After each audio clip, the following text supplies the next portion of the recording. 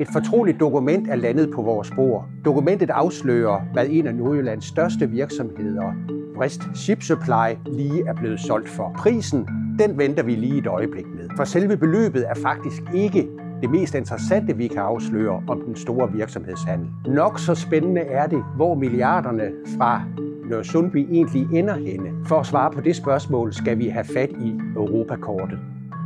Vrist blev solgt af kapitalfonden Altor, der har hovedsæde i Stockholm.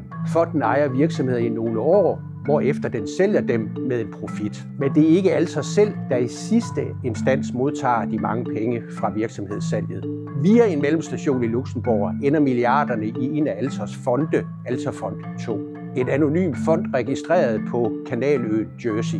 Her lever investorerne i den slags fonde skjult for offentlighed. Vi ved altså, at milliarderne fra Nordjylland ender i en fond på kanaløen Jersey. Men her ender pengesporet blindt. Og for så lige at vende tilbage til beløbet, så er det ikke småbeløb, vi taler om i den her sammenhæng. Hele 2,84 milliarder kroner er det, der er endt i hænderne på investorer, som vi ikke kender navnene på. Få det fulde billede på nordjyske.dk.